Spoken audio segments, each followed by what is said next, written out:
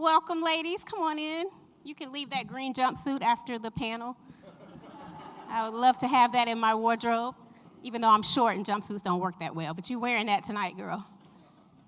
Hello again. My name is Shanti. I'm the founder of the Silence to Shame. It was a movement, but now I'm proud to say it's a foundation. Yes. Yes. God is good. So to give you a little bit of background information on myself, I started in the entertainment industry. I'm a native of Atlanta, and I had the pleasure of working with some amazing artists like Usher and Outkast and Toni Braxton and TLC, to say the least. And I had a really storied career, and I say that in the most humble way. I had an awesome career in entertainment, but my dad took his own life when I was 7 months old, and I never really got over that. And more importantly, we never dealt with it as a family. You know how it is sometimes in our community, we don't talk about that kind of stuff, right? And so once I started experiencing severe depression, probably in the last 5 or 6 years, but really more so, I know it started many years ago, even when I was living in New York City, but I didn't know what to call it, and I didn't understand it. And that happens a lot in our community. Things happen, we have these different thoughts, changes in our body, and we don't know what to call it, and we don't know what to do with it. And rather than deal with it head on, we just kind of ignore it and go on about our business, And so I was a high-functioning person with depression, and so I'll make this quick, but, in 2014, my best friend took her own life. And a lot of you guys know this story. For those of you that don't, that really knocked me on my back, and I blame myself for a very long time. So that was a very traumatic experience in my life. And so, the theme of tonight's conversation is trauma in the Black community. And I just want to thank Ryan and everyone from the Gathering Spot for working with us. Last year, we did our first state of our emotional health, and it was around suicide in the Black community. And so gave Ryan a call and his team, and they graciously said, of course, we will allow you to have this conversation in our facility. And so, again, we're just happy to be here tonight. It's so much going on in our country right now, and I think this conversation and topic is very timely. So I ask that, feel free to tweet out, any video content, anything that you hear from our esteemed panelists. Please use the hashtag #SilenceTheShame. You can follow us on Instagram @SilenceTheShame, and you can follow this venue at ATL Gathers. And just join the conversation so we can have people outside of this room, right, in your families and your other communities, joining in on what we're doing tonight. And we are filming the panel, and it will be up on our YouTube page before the end of the month as we continue to highlight minority mental health. And we're not just going to talk about it in July, but they gave us a month, so we're going to do our part to get the messaging out there. So big thanks to the Silence to Shame team and everyone that's here. And right now, I'd love to go ahead and bring our esteemed panelists to the stage.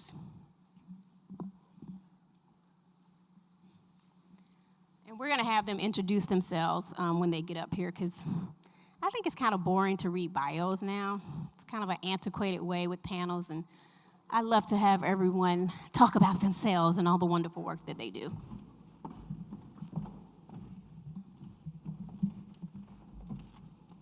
Hashtag Black Girl Magic and one hashtag Black Boy Magic. So I will start to my left, if we could start with Dr. Vinson. Just tell us a little bit about what you do and why this topic is important to you. So I'm Sarah Vinson. I'm a child and adolescent adult and forensic psychiatrist based here in Atlanta, and I deal with trauma everywhere I work, whether that's the private practice setting, in detention facilities, or even as a forensic expert. And so I'm really glad that we're having this discussion today. I am Ayanna Abrams. I'm a licensed clinical psychologist in Atlanta. I have a solo private practice. As Dr. Vinson mentioned, in my client population, I work with trauma every day. I see trauma in my personal life. I see trauma in my professional life. So this is a really important conversation to be having. And I just challenge you all to take this conversation outside of the room.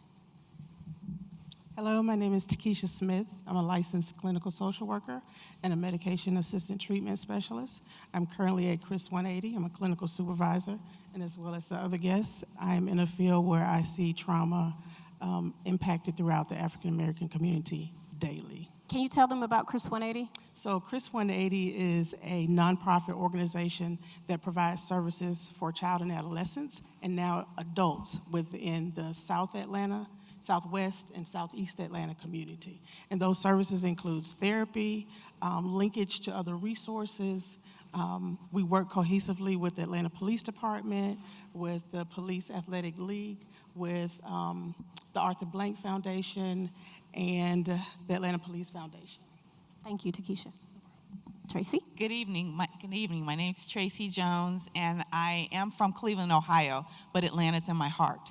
That was a joke. Come on, y'all. I spent a lot of time here, so that it really is.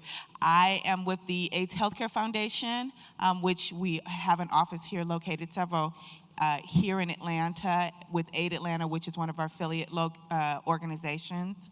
I am the National Director of Mobilization Campaigns for AIDS Healthcare Foundation, and in addition to that, I work as the Executive Director for an organization called the AIDS Task Force of Greater Cleveland. This is my 20th year in the working directly with people living with and their families that are affected by HIV and AIDS, which is synonymous with trauma, right? In addition to that, I am blessed to work on an initiative within AIDS Healthcare Foundation called BLACK, which stands for Black Leadership AIDS Crisis Task Force. And I'm here supporting my colleague who invited me today to address this very, very important topic. So thank you for having me. Thank you, Traci. Good evening. My name is Vance Williams. I'm a career law enforcement officer, 25 years. Currently, I'm the Assistant Chief of the City of Atlanta Detention Center. I'm a former uniformed patrol officer. I was the director of the major case unit at the Fulton County District Attorney's Office.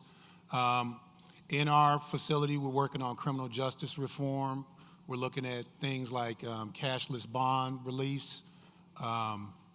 We have a reentry program where we are able to get persons that are currently detained jobs as City of Atlanta employees, where they actually receive a full salary, and when they leave our facility, some of them have in excess of $10,000, $20,000, $30,000 and a full-time City of Atlanta job with benefits. That's great. Should I call you Chief? Vance? Vance is fine. Vance, okay. Thank you, Vance. Okay, everyone, we gave out some cards and materials. There's a postcard, Silence the Shame on white on the backside. I'm going to read a few statistics from this card. PTSD among African Americans range from 7.8% to 8.7%, as opposed to non-Latin whites, which ranges from 6.9% to 7.4%. African American women at any age are at much greater risk than other groups of women for rape or sexual abuse, 3 times more likely than white women to report a rape, and are more likely than any other group of women to be raped. African Americans are 20% more likely to experience serious mental health problems than the general population. African American youth are more than 25% than the general population to develop PTSD when exposed to violence, and the source is listed at the bottom.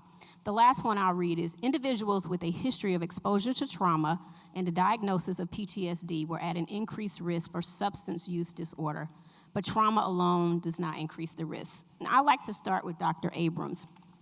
Can you share with us the definition of trauma and of PTSD?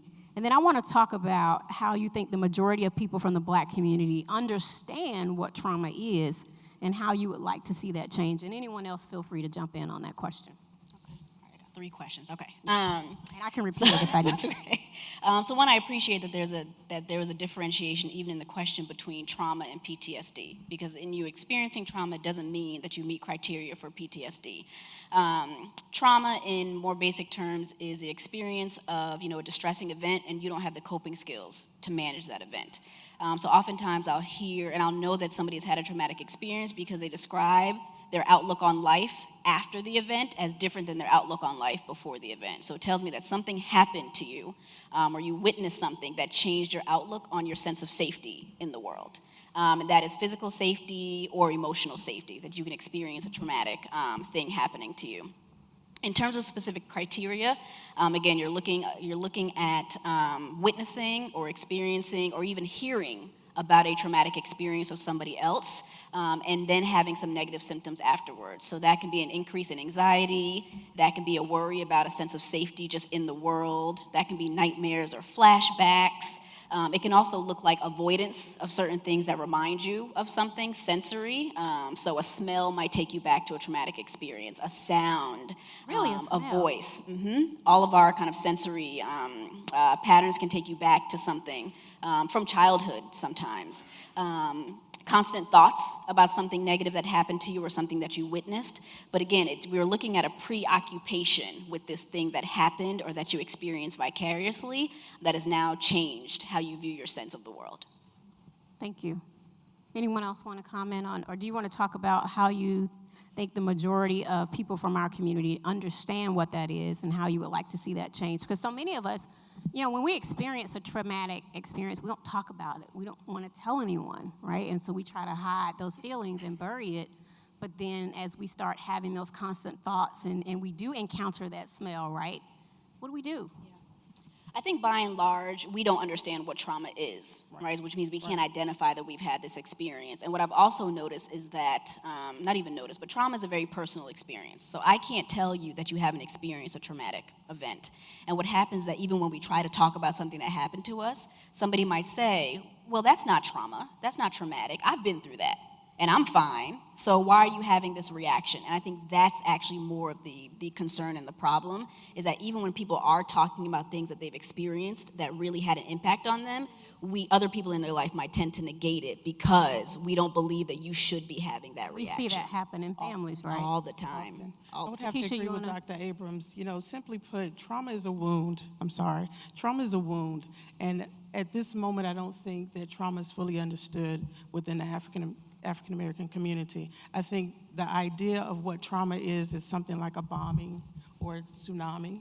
So, and what I also often find is that most individuals don't have the vernacular or the language, like you spoke of earlier, to even express what's happening to them. Can't They have articulate it. They can't articulate it. They have the feeling of trauma, but they can't really articulate what's happening to them. So those are some of the things we have to pay attention in our community. And as Dr. Abrams said, not be so dismissive or invalidating when someone is expressing trauma to you. Anybody else? I was thinking when the doctor spoke, like the experience that happens, it's almost like Groundhog Day. With some of the folks that we work with, especially younger populations, the way it plays out is, it's the definition of insanity. You like, well, child, you keep dating the same person over and over and over. You don't do nothing but change the name. Why are you constantly getting into a that's deep. situation, ma'am? You dating Bob 5 times But and every don't even time. know. It's like that's the same thing. He just changed his hair. But that continual putting yourself in this situation where these negative things are happening, I think a lot of it is just that struggle with PTSD that you can't get out of that continuous loop. Thank you. And trauma is something that, speaking of that, is something that impacts your ability to function and develop. So as it's happening to our children, these are their developmental years that they're developing in developmental stages. And when you implement trauma within that disrupts their psychopathology and it impacts their ability to appropriately develop. And it's interesting. Anybody in here watch The Chi? So I love that show. And just looking at some of the students and the kids, rather, on that show, when they experience trauma in those neighborhoods, a lot of times they go radio silent. Right. Or they start acting out, right? Or engaging in, violent activity or, having anger management issues. And so often, we're ready to just, punish the child. Right. And believe me, I'm not saying don't discipline the children because kids need discipline, but what is the root cause of that problem? Which is why I want to see this conversation and even trainings around trauma happen within our school systems. Because a lot of our kids are suffering, as a result of trauma, whether it's physical abuse, sexual abuse, trauma from their parents getting a divorce, trauma from death, a loss of a loved one, and we'll talk a little bit more about grief later. But, there's so many different things and reasons, socioeconomic reasons, generational slavery that's been passed down, and the parents don't want to deal with that. It's just so much, and you're spot on when you talk about that. Thank you. Yes. Okay, so I want to move on to an article that I read in the Journal of the National Medical Association. And it stated that trauma exposure is high in African Americans who live in stressful urban environments.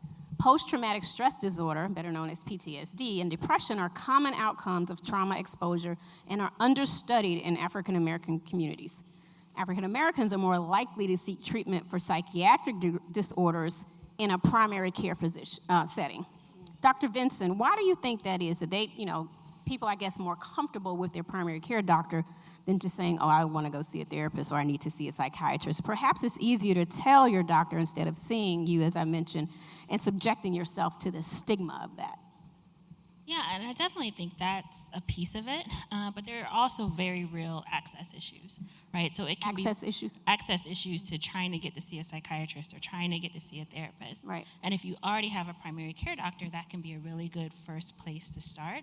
And in our discussion of trauma, and this often happens in these statistics, we talk about things like abuse and rape and all of these sort of individual events. But when you're talking about the Black community, structural trauma is a really important consideration too, right? So those same issues of mass incarceration, redlining, the school to prison pipeline, all of those things coalesce to make it harder for Black people to access things that they need, including mental health services. Mm-hmm. So when it comes to mental health care, I think a piece of it sometimes is that they want to go to their primary care doctor, and sometimes that may be the only option that they have.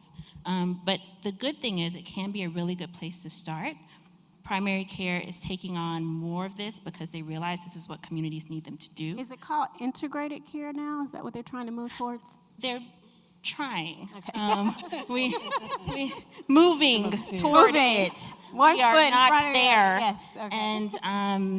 And Georgia, God bless it, isn't always like at the forefront of things we are trying to move toward. But there is a growing understanding that this is where the patients are and this is where the need is, so this is where we need to be as well. And there can be really good first interventions in primary care. I think the big point, though, is that if you're not getting better, or if someone you know has started in primary care and they're not getting better, then you need to think about seeing a therapist or a psychiatrist. Just like there may be some skin conditions your primary care doctor can take care of, but if that rash doesn't go away, you need to get to a dermatologist, right? Yeah. If you're still depressed, if you're still not sleeping, if you're getting in arguments with your significant other, if you're not as productive at work, this means you need to escalate it and come to a specialist. Okay, so hypothetically, my name is Kim or John, and I don't have insurance. Or I have, and I'll just tell you my own life, I have a $7,000 a year deductible with a $400 a month premium.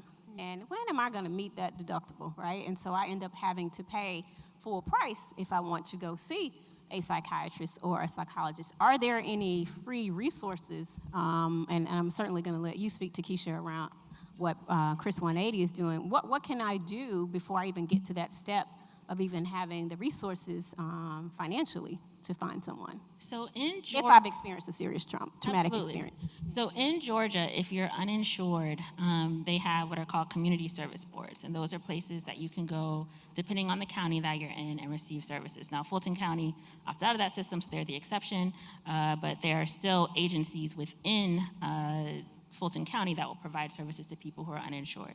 It may be a wait list, it may take a while, it may be good to start with your primary care doctor before you get into there, but there are these safety mental health net providers throughout the state. If you're someone with a high deductible, right, these places may not take you, or they may make you pay full price. And the way that I would look at that is, can you afford not to go? Right? So a lot of times we think about what it's costing. You're saying I need to put my trip off? No, I'm kidding. Yes. Lighten the mood. Yep. But priorities, yes. And don't get me wrong, I am making a way to go to grief counseling, so, but yeah. Yeah, I mean, and a lot of times we think about sort of what we're paying out, but there's nothing that is more important and more central to your life than your mental well-being. That's right. I'm someone who went to medical school and literally told a friend, I don't know why anybody would use their medical degree to be a psychiatrist when I started, right? And then as I went through, I realized if this doesn't work, nothing else does. This is the most valuable thing you have is your mental well-being. And so if it means you got a Keurig at home instead of you going to Starbucks and you go to North Georgia instead of Costa Rica, then work it out. That's right. Thank you. Takesha, do you want to add anything? Just to piggyback off what Dr. Vincent, thank you, said, and I'm just going to be completely transparent. Right now, the way the system is designed, this is a for-profit business. Behavioral health is a for-profit. Wait, can you say that again? I'm sorry. Behavioral health is a for-profit business. However, unfortunately, the state of Georgia, we do have a number of what's called community service boards who take individuals who are uninsured or who have state contracted services like Medicaid, Peach Care, and whatnot. So if you can't afford a private psychiatrist or private provider, that just know that those services are available to you. And one of the things we're working on is making sure that there is easy access to those services as well. The goal is for us to make sure people get the services that they need, and we understand that the system needs to be improved. So just know that we're working aggressively on that. Thank you. Traci? So I live in Ohio, where the waiting period to see a paraprofessional, not even a psychologist or a psychiatrist, can be anywhere from 6 months to a year. So Wow. people are really struggling. So I say to folks, be really careful when you see someone self-medicating, because you know it's real easy to go, girl, weed every day, really? Every day? But sometimes that's the only thing they have, you know, and so you might want to probe to ask more questions, because it might be something else that is prohibiting that person from getting into the care that they really need. Right. The second thing I want to say is I was sitting doing what we all shouldn't do at the airport on my phone, and they had a listing of the cities that were the most high-stress cities, and that just being stressed because of where you live and all of the socioeconomic issues that the doctor was speaking of earlier, like at the top of the list was Detroit and Cleveland. So y'all need to be happy where y'all live. But saying that to say that sometimes we don't even internalize that the 24-hour news cycle, the pressure of the deadlines. I was telling my friend Amara that, you know, somebody called me at 2 a.m., and I am not joking, 2 a.m. this morning, and left me a message like it was 2 in the afternoon. Mm-hmm. I mean, I get the understanding that we say, well, I'm only going to leave a message, you know, but you don't know where that other person is when you send that email on Sunday, when you send that text on Sunday, when you ask for something and the tone of the email can't be, you know, it might be a little off. You typed it and it was like, ooh, delete it. Don't send it, because you don't know what space you may potentially be triggering for somebody else on their off day, right? Anybody else? Okay. Now I'd like to read a portion of this article and then have a few of our expert panelists comment. Okay, the link between racism and PTSD for African Americans. I read this on Psychology Today. Racism-related experiences can range from frequent ambiguous microaggressions to blatant hate crimes and physical assault. Racial microaggressions are subtle yet pervasive acts of racism. These can be brief remarks, vague insults, or even nonverbal exchanges, such as a scowl or refusal to sit next to a black person on the subway or plane or what have you. When experiencing microaggressions, the target loses vital mental resources trying to figure out the intention of one committing the act. Oh, wait, I'm sorry. Okay. These events may happen frequently, making it difficult to mentally manage the sheer volume of racial stressors. The unpredictable and anxiety-provoking nature of the events, which may be dismissed by others, can lead victims to feel as if they are going crazy. Chronic fear of these experiences may lead to constant vigilance or even paranoia, which over time may result in traumatization or contribute to PTSD when a more stressful event occurs. In fact, one study of female veterans found that African Americans scored higher on measures of ideas of persecution and paranoia, which the authors attributed to an adaptive response to racism. Any of our panelists can take this. Can one of you talk about racism, generational trauma from slavery, and microaggressions and how they affect our mental wellness in our community? Lord. Just yesterday, again, I was telling my friend, I went into a store shopping, Kohl's, Target, you know what we do on Sunday, ladies and gents. And my experience shopping was, didn't nobody follow me around the store? I might go back there. The constant trauma and the expectation that we have, that I got cards and money in my purse, but someone will follow me through this store, or they're going to talk into their jacket, or they're talking into their sleeve. All things I understand, because we want to make sure that your store continues to exist. But the microaggression of constantly feeling watched, constantly feeling observed, constantly feeling mistrusted, it weighs, right? So I got one for you. I was in Walmart this weekend in Charlotte because my mother has Alzheimer's and she's in a facility. So I had to go replenish some of her items and so forth. So I have my cart and my buggy. My purse is in the cart. Clearly I have a cart full of things. And this older white couple was like, I'm sure you work here. Can you help me with this? I'm like, I'm sorry, what? I have a cart just like you do, sir. Why do you assume that I am working here? So those vague insults, I get that so much, and it's traumatic, in a way. When you talk about being hypervigilant, I made a small joke with you when we sat down, and she moved her purse, and I was joking, but I said, don't worry, I'm not going to take your purse. But I've felt like that before, where you almost had to apologize to someone. You don't have to be afraid of me, that I've come around the side of the car while you're pumping the gas. I'm not the enemy. But you feel like that from time to time. Even as a professional within this demographic, as a Black female in leadership, I'm often invited or uninvited to meetings where they are establishing policies and regulations. And if I come in with a white male counterpart, I'm automatically dismissed as his assistant, not knowing and understanding I'm his boss. Right. That happens very often. So that's an invalidation. They think you are the assistant. Every time. And you're the boss. Every time. How dare Anybody ever I know experienced more? that? Wow. Right. And what about you guys as clinicians? Because I don't know what the exact percentage is of African American psychiatrists and psychologists, but I do know that the percentage is low, right? And even when you look at some of these larger, because we're an advocacy organization, and I find sometimes I don't get invited to the larger advocacy conventions, right, and conferences, even as a speaker and sharing my story. And I just want to shout out Theo and Layla from DBHDD, because DBHDD supports us, and we're very grateful for the partnership and the work that we're doing. But not all of these other organizations are like that, and I'm sure you guys must feel it as clinicians.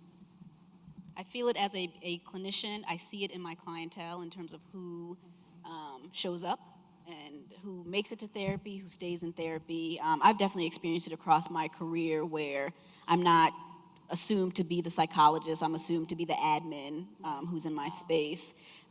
Where if there are events happening, same thing, like why do all the Black kids sit together in the cafeteria? I find the Black therapist and we go right over here because we typically that's how we met. That's how we met. That's literally At a mixer. There were 3 Black people, and we're all cool. Yes, and Sarah came in and said, "Oh, Black therapist," and now we are friends. Who is right? she? I Right.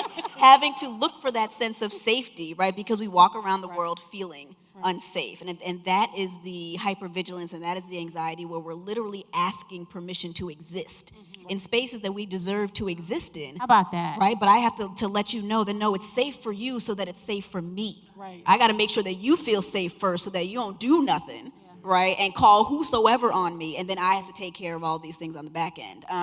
So that's what it creates, where that is always on our minds. We don't have the luxury of not thinking about where we are. We don't have the luxury of not thinking about who's around us, who might do this, how I'm dressed, what I am saying, what my vernacular is, what language I'm using, depending on who is around us, because if they take it the wrong way, they have more access to resources to harm me, right? And that is a stressor that, again, we don't have the luxury of not holding and not holding on to from the minute we wake up to when we go to sleep. And I just want to push back a little bit about the hypervigilance and anxiety piece, right? So hypervigilance makes it sound as if you're more vigilant than you should be, or than the actual situation warrants you should be.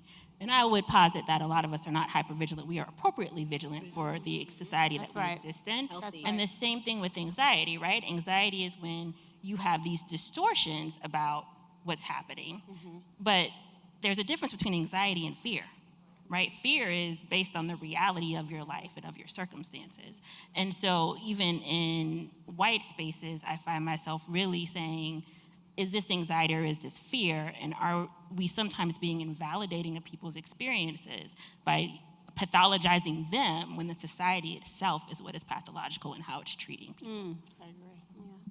Traci? I was just going to quickly add, like, the fear is omnipresent. So now it's, even when you feel like you should be receiving proper services, if the person on the other side of the serving spoon potentially can put you in danger. Like, it's almost like you have to be fearful to eat.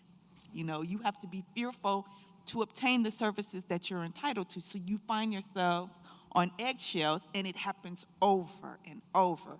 It's at the grocery store. It's at the post office. You don't want to seem to, girl, I've been in this line 20 minutes, but you don't want to, Right. you can't be too much because, you want to make sure that they feel okay so they don't have to call somebody else, right? Yeah, how many times have, we've seen it play out on social media where, you get the police called on you for being black.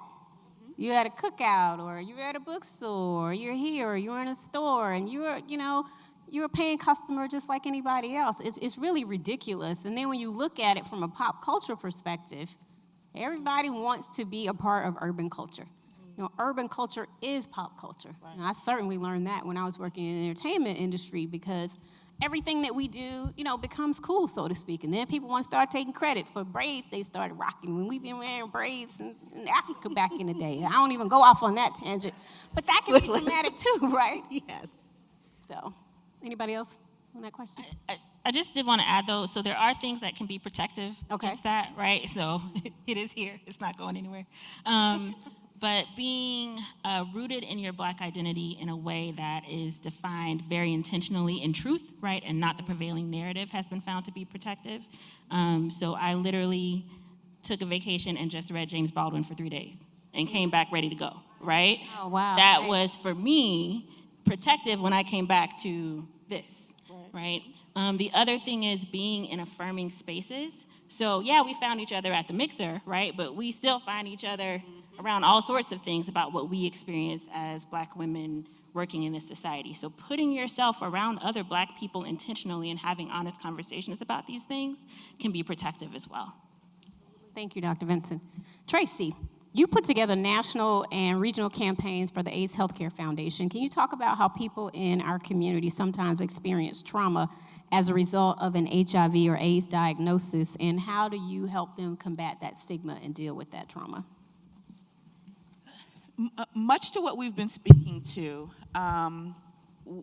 the process of getting an HIV test. I was speaking to a young woman last week who she was like, just the process of going, I know I ain't got nothing to worry about. Well, there was, so you start for the time that it takes to get that positive result, the trauma of your life. It's like your life, every bad deed in your mind passes through, right? Whatever you consider to be bad, right? One night stand, or the condom slipped off, or whatever. So now you've got a negative result. You have some survivor's guilt, right? That goes, whew, I dodged a bullet, but it's the thing of, that split second of all the people that didn't. So you think that's trauma.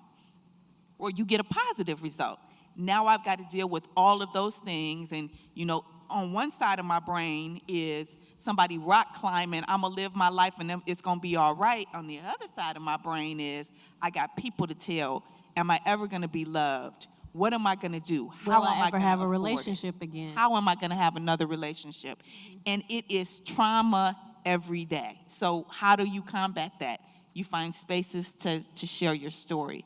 You find a doctor that's going to be receptive and positive to your illness and be truthful with you, but make sure that they provide you the adequate care.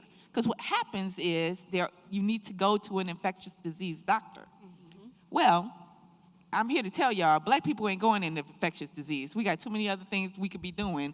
That ain't at the top of the list. So we struggle to even find doctors that are competent, that are culturally competent to our issues, right? So y'all need to go into infectious disease and help us out. But the other thing that you need to do is to make sure that you don't make it worse for somebody else. Because I think sometimes that's the thing that goes to the top of the list is, going off the subject a bit, but I think sometimes as black women, the girl walks up and you can see them talking about you as you come forward, and then, hey girl, how you doing? But that kind of stuff, those microaggressions, those contribute. As a person I'm not living with HIV, but as a person who's living with HIV, that's gonna be that constant dealing with the microaggressions. So some of that is being aware and you yourself trying to control and not go tick, tick, boom, but also making sure that you surround yourself with people that love and care. And then just alleviating the stigma with that, want to shout out Amara Kennedy, who is the Director of Community Engagement for the AIDS Healthcare Foundation. Yes, he's a wonderful person and a dear friend. They actually provided us with a grant, and we're doing community conversations around the nation to address the double stigma of HIV and mental health. And I will tell you, I don't know the exact stats, but Atlanta is on the rise with an increase of, it's number one? Okay, see, I didn't know that. Do you want to just give the main stat really quickly if you can? So just kind of the short of it, hence why the Health Department is, so nationally, when you look at HIV, African Americans account for about 14% of the U.S. population, but we account for over 50% of new HIV diagnoses annually. And not just same-sex relationships.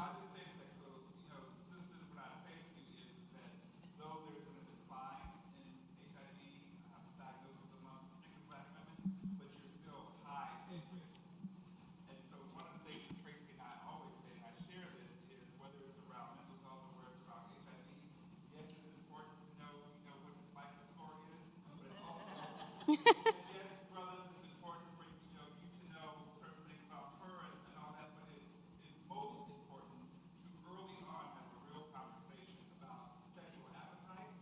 And one of the sexiest things you can do, and brothers, I encourage us all to do this, is ask your sister or your partner, no judgment here about whoever you're with, is let's go get HIV tested. Right. Because if there's a no, then I would encourage either side to have a real conversation about where we live.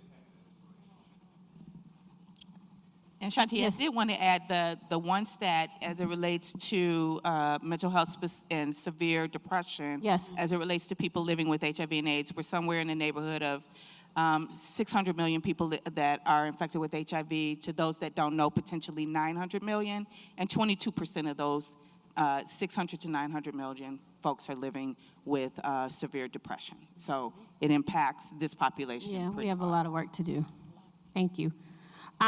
Next, I want to move on to an article that I saw that was quite disturbing, but we all know this, but to just see this number, and this may not even be an exact number, but I was looking on newsone.com, and it listed the name of 64 black men and boys that have been killed by the police in the last 5 years. And we know that every situation is different, and this is not an opportunity for me to, I'm not bashing law enforcement or anything, but I do think there needs to be some significant changes going on in our community. Unfortunately, and oftentimes, we see these traumatic acts of violence carried out on TV or re-airing over and over again on social media, right? So you look at the level of trauma that's building up, especially for our men, just seeing that being rehashed over and over. Can you all please comment on how the stress and trauma of seeing these killings over and over can affect our young people's minds and adults as well, their mental psyche, and potentially lead to anxiety, depression, PTSD, and more? What do we need to be doing as a nation and as a community? And talk about the effects of that on our community. So I have 3 children, and they are 23, 19, she's about to be 20, and I have a 16-year-old. My 16-year-old isn't here, but I'm going to share one of his stories that he shares at my cultural competency workshops that, I facilitate. And he always talks about the situation, I think it was in Chicago, with the gentleman named Alton. Yes, Okay. Alton Sterling. Alton Sterling. My husband's name is Alton Smith. So one day they were he was taking my son to practice, and my husband got pulled over. And he said the first thing that came to his mind was the Alton Sterling situation. And he had just seen it on YouTube and whatnot. Right. So he was like paralyzed with fear. Okay, that this could be his father right now at this time. And what did I do? What actually do I do? My 16-year-old, he's also on the spectrum, so he's in a position of fight or flight. And for him, he just froze. But to hear him tell his story every time impacts me as his mother. Of course. And we're starting to see, not just starting, but we're actually continuing to witness residuals of that with kids in those, with how it impacts the community, the Black, the African-American community. Yeah, even for me, I live north of the city, and, I freeze up when I see blue lights. I try to drive the speed limit. I know people, y'all can't stand me on these streets because I'm like an old lady driving, because I'm like, I'm not trying to rock the boat. I don't feel like dealing with a cop, because I got pulled over. It was last year or the year before last, and we had a death in the family, so I was trying to pick up a step and repeat banner for an event that we were doing, and I was near Beaufort, Georgia. And so I might have been going 5 miles per hour over, but it wasn't anything crazy, but people were speeding by me, but the guy stopped me, and so of course, I got really nervous, and I was like, let me kind of prepare myself to see how I'm gonna deal with this. And then, it's one thing to get pulled over. I'm like, just write me the ticket if you're gonna give me a ticket, but he had the nerve to ask me what was I doing up there. Right. I said, I'm sorry, what? If you have to know, I live only 15 minutes from here, but just tell me if I'm speeding. Like, let's get to the problem at hand. What does this have to do with me being up here?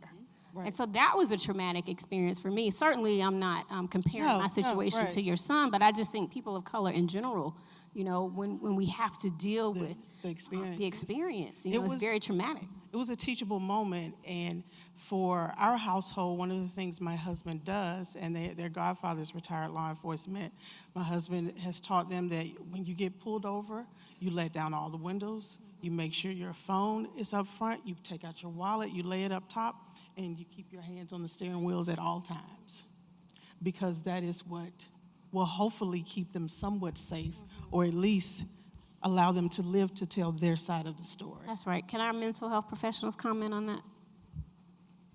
Yeah, so seeing it repeatedly is not helpful or a good thing, right? So the more that you identify with the victim in a situation, the bigger the impact is on you. So they've actually studied this, right? Like a white person watches this video and they're not affected in the same way that a black person is watching these videos, because you identify with this person in another way. And so exposing yourself or your children being exposed to these, viral clips is not helpful, right? You don't need that to be woke or to be aware or to understand that there are problems with society, right? Like I had a friend who was like, oh, have you seen this latest video? I'm like, I don't need to see the video. I work at Juvie and I work at Fulton County Public Health Department and I do forensic mental health consultation work. I see this every day. I don't need to see it in this representation and watch it over and over again. And neither do any of you, right? Like, that these things are issues. So don't feel as if you have to do your part or you're stepping away from the problem just by stepping away from this traumatic exposure. You don't have to do that. The other thing I would say is when it comes to young people, having conversations about these things and helping them with the words and helping them to understand that the response that they have makes sense given the situation can be really helpful, right? So what I see in that self-medication point was so key, because in a lot of places, it's easier to access marijuana than a therapist, right? It's more socially acceptable to smoke weed than to go to therapy. Right. And so you do see a lot of that. And what happens is, if you don't have the words, it comes out some other sort of way.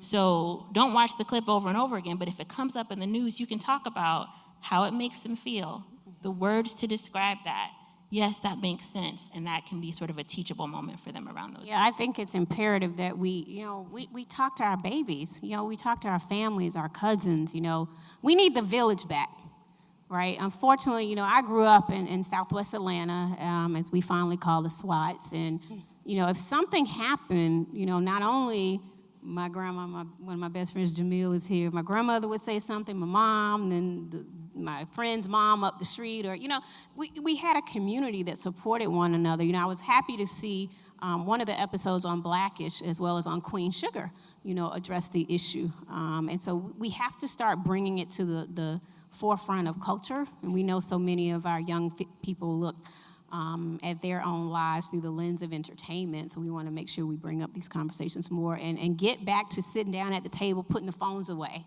Right, and talking to one another. It's imperative that we have these conversations. Our young people, this new generation now, I don't even know if they, it's X, Y, Gen Z, and now we're on to the next.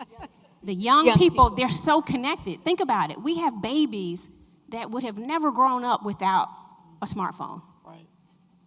They can Google the same thing at 3 years old that we can Google. Whereas back in the day, we had encyclopedias, or we had to wait for the nightly news to come on. But now, news is instantaneous, right? And everything that's going on, not just the good stuff, all the traumatic stuff that's going on, it's fed to us over and over and over again. We got to protect our babies and talk to our children so that they can learn how to deal with this. Dr. And I was just going to say that even with the images that are there, that are on social media, I don't think people recognize that as a traumatic image to take in and how graphic it is. And we are the only bodies that are on social media in these ways that are hurt and maimed and killed over and over and over again. You don't see white bodies like that in the media. You don't see white bodies portrayed like that in the news, but ours repeatedly are. In the videos that come through, I think like automatically on Facebook, where you don't even get a chance to stop it, but you hear things and you see images of that. Those are things that stay in our minds and kind of stay in our psyches in ways that many people don't recognize. Those are images that replay, even if it's not on a conscious level. Those things are subconscious, and they begin to affect your decision making. They begin to affect, again, your worldview and how safe you feel, kind of day to day when you leave your house, when you're in your house. But in taking in those images, you are changing how you view the world. That's right. I'd like to pose this question for Vance. Have you ever been in a critical situation where you experienced trauma in the line of duty? A few times, and it depends. It's kind of like you said, someone can't define your trauma to you. It depends on how it acts or manifests in yourself.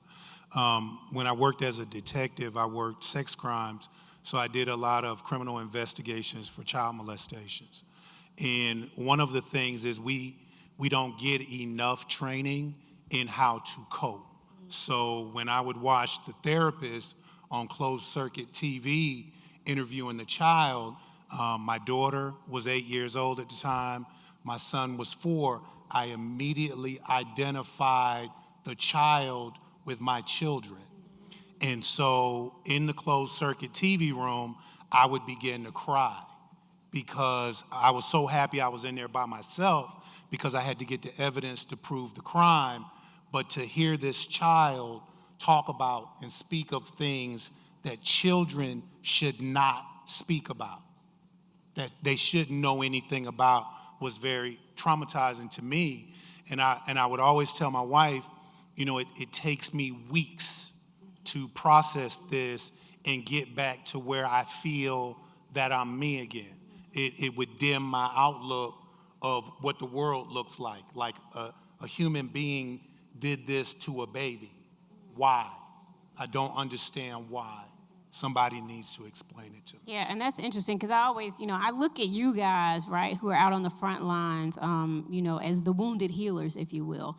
My pastor, Dr. Raphael G. Warnock, exposed myself and my co-host, Free the Vision of our podcast, to the wounded healer notion. And as, I'm still healing, through a lot of my own trauma that I've been dealing with, I have to figure out a way, how do you separate it? Our latest podcast or the one before the latest one, is Does Your Therapist Have a Therapist? Right? Sure do. It's really interesting. It's a great podcast for any clinicians in the room, because you guys have to figure out a way, because I can't imagine seeing the trauma and even just having to deal with it. And I know you guys do the best that you can to leave work at the office, but I'm sure there are times where it's really heavy. Which is why we talk to each other. And for law enforcement officers, though, in particular, right, there is a suicide epidemic happening with law enforcement officers.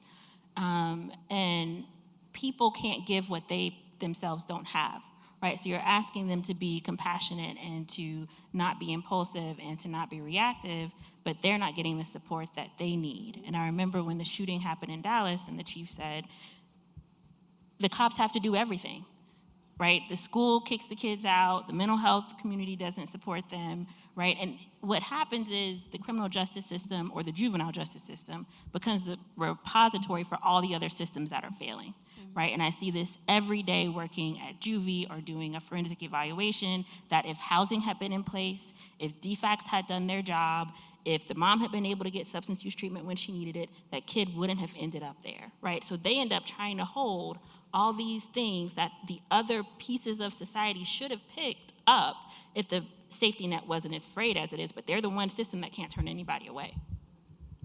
I want to go back to what we were talking about with social media. Can social media cause PTSD? I was reading an article on businesstocommunity.com, and this was not just in the African American community, but I think it's important to address. It stated that social media stress caused by seeing something different that affects us negatively has been linked to post-traumatic stress disorder. Several studies have shown a series of psychological issues that can arise from using social networks. Takesha, Dr. Vinson, Dr. Abrams, any of you guys can comment on this, but I know, for one, and to our millennials that are in the room, how often do we check the highlight reel to see what everybody else is doing?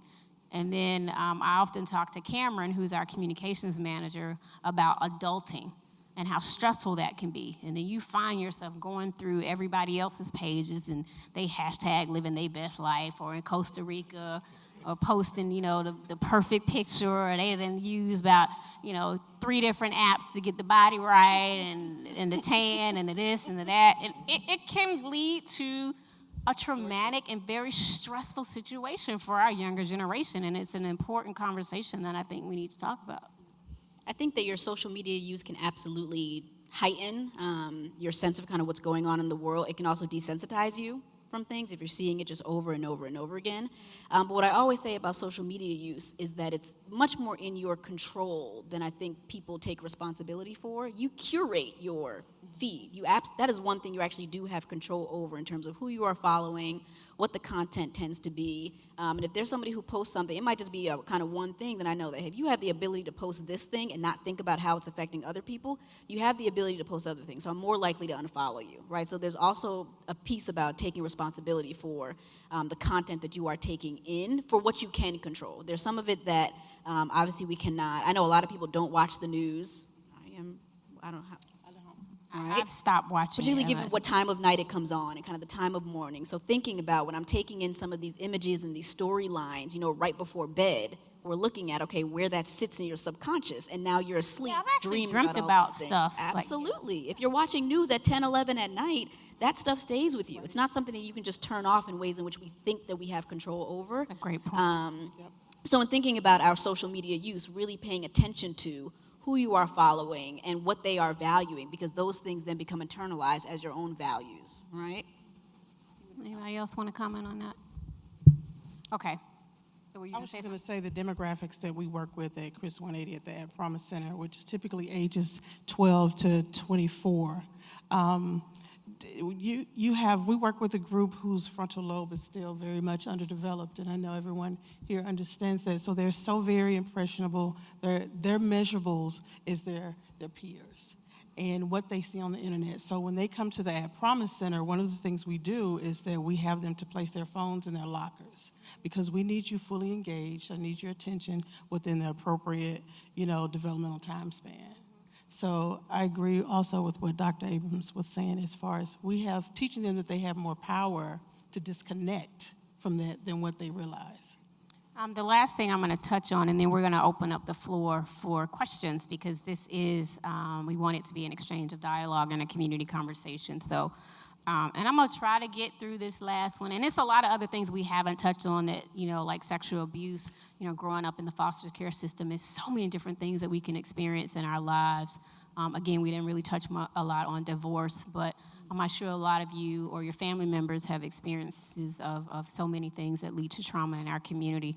But the one thing that I want to talk about right now is the trauma that you experience from grief, the loss of a loved one, a close friend or colleague. And I'm just wondering if PTSD can occur after a bereavement, or is it just, like any other trauma in your life, it depends on kind of how you handle it. Well, I didn't share with you guys, and some of you know,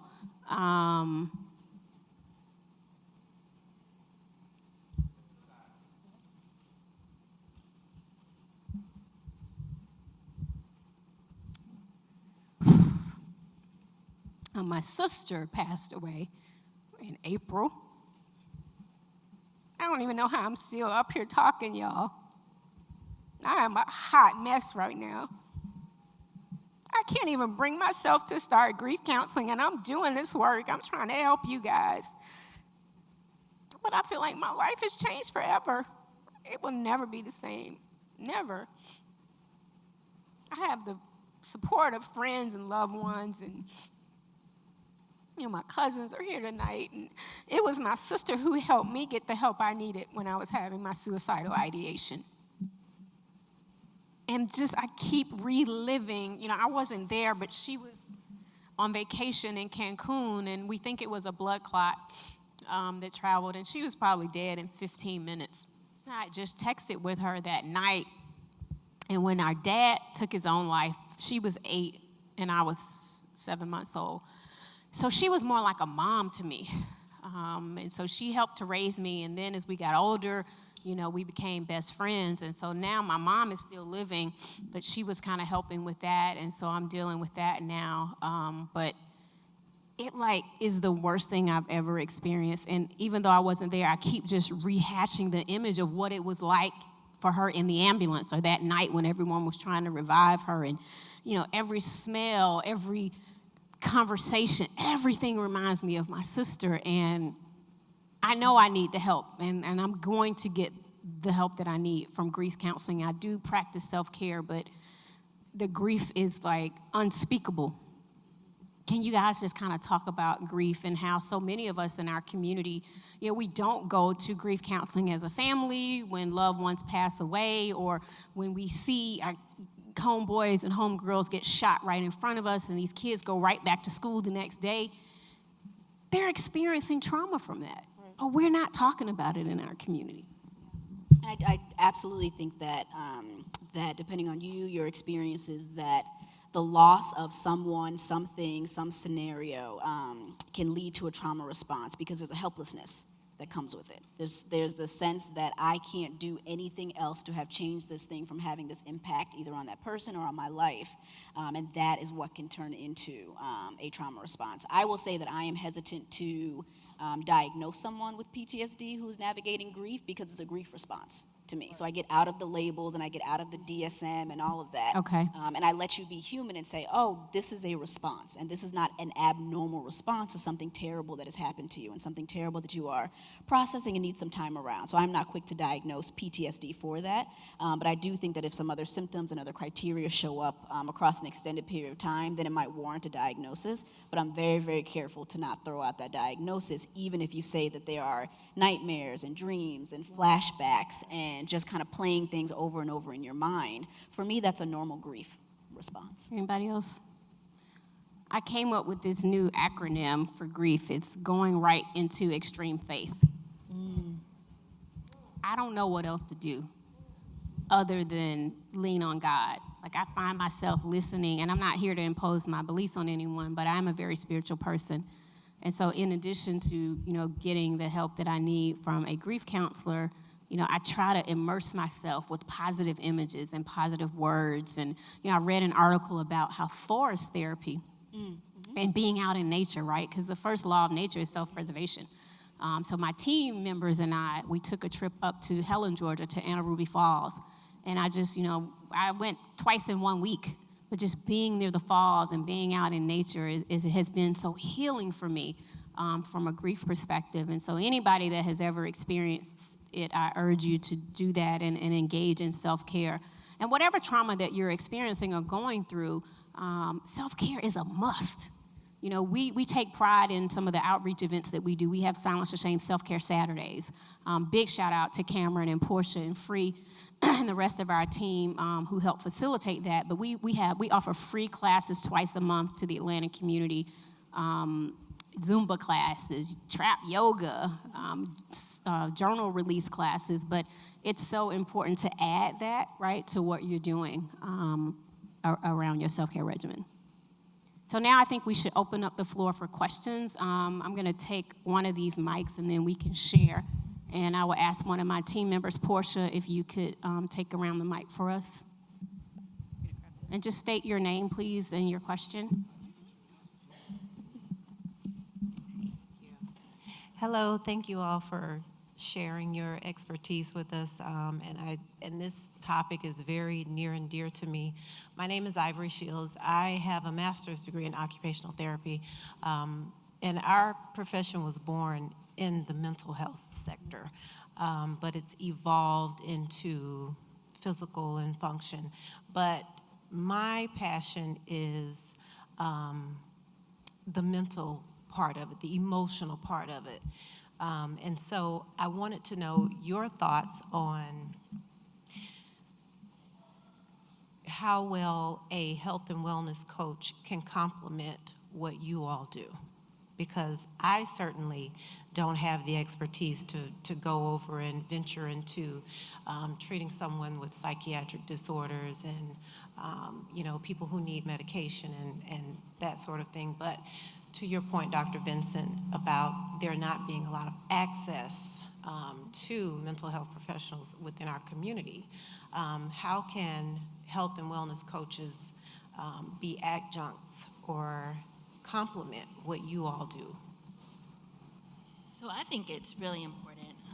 A lot of times in psychiatry and in psychology, there is this emphasis on pathology, right? It's what is wrong with you, let us diagnose you, let us tell you all the things that are wrong with you and give it a label, right? And mental health is not just the absence of mental illness, it's the ability to form positive relationships, to contribute to your society, to fulfill your innate potentials that you have, right? And so I recently had a conversation with a group in California that's creating a youth diversion program, and of course they call me about the mental health services, and I'm preaching to them about, do they have after-school programs, right? And sports things that they can be enrolled in, and something that gives them a different thing to anchor their identity around other than being a delinquent, right? Because that's just as important, if not more, than anybody like me that you're gonna have as part of your program, right? And so it was funny because one of the people said, well, so it sounds like what you're saying, like the family and the community is the client.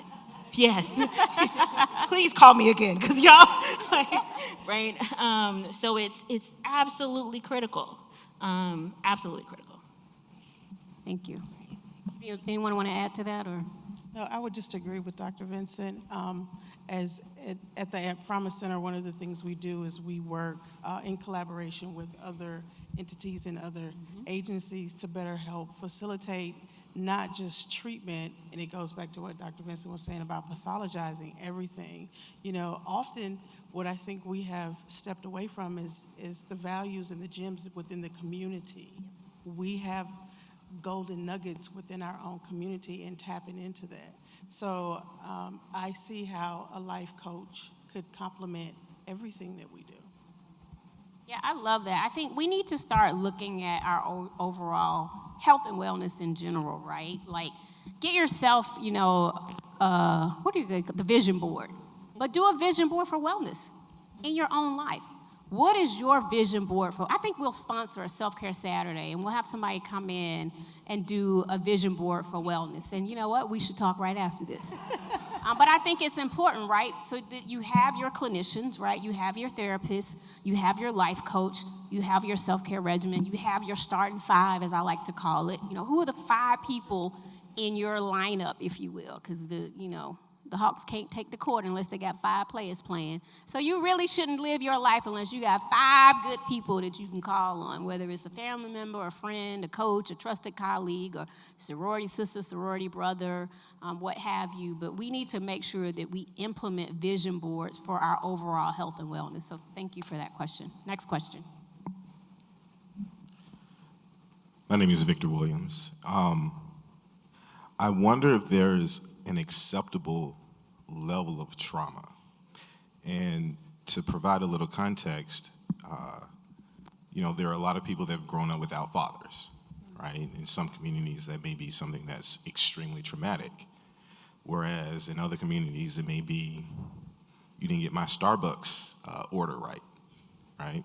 Or you brought up the examples of police brutality that show up in media. To some people, that sort of desensitizes them to where this is just how life is.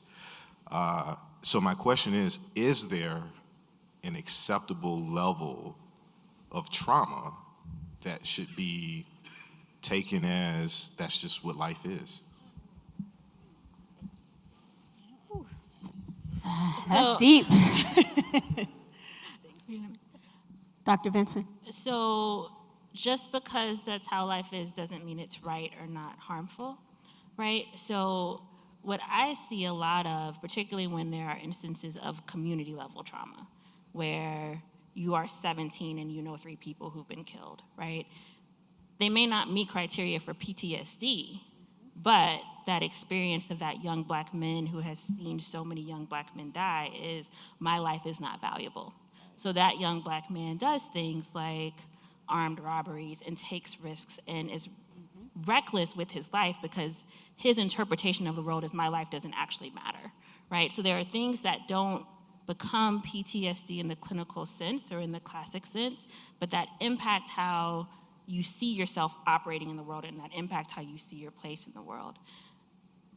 People can take different things, right? So some people may develop those clinical criteria for PTSD and some people won't. And the way that I describe it, and it's a really simple, it's a simplistic way to think about it, but right, there are people who can eat McDonald's and Popeyes and not have a heart attack at 45, right?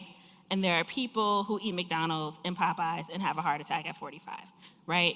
McDonald's and Popeyes is like trauma to the heart and to your blood vessels, right? Some people can experience things and they have resilience, or they have other coping skills, or they have a support network that's different, and they don't respond to the trauma in the same way, whereas for somebody else that may be fatal. And I want to That's a add great analogy. I wanted to add to that my hesitation around acceptable trauma.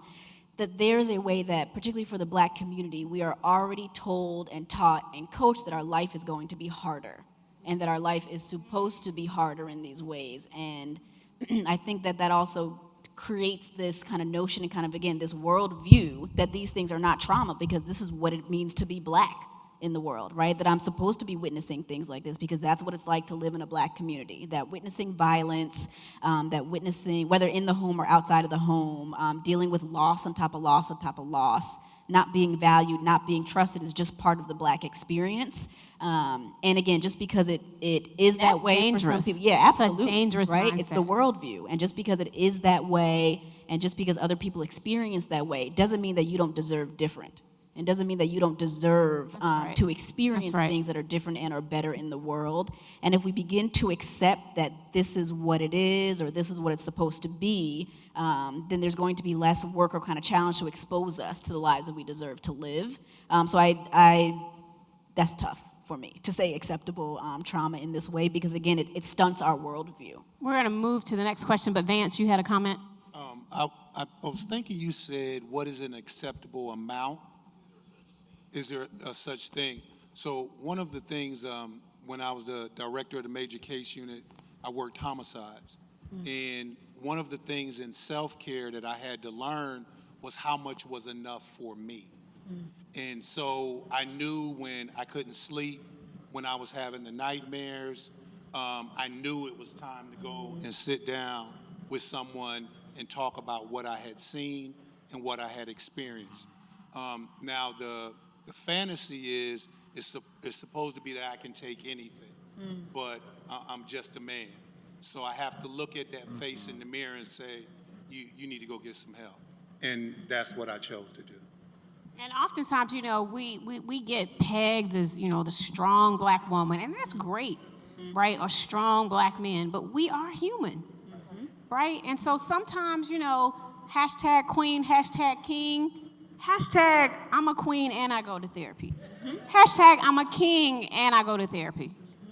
We have to learn how, like you said, Vance, to figure out what our level of acceptance to be able to deal with any of that is. And also listening to yourself and your body. Right? That's right. So my first death penalty case for forensics, I came home and I crashed. I was like, do I need to call Ayanna and get her to screen me? Because maybe, and then I was like, you just immersed yourself in a double homicide case. You went through this man's trauma starting at the age of 3 years old, created this whole narrative for court, testified, and had to wait to hear if the state was going to kill him or not. Wow.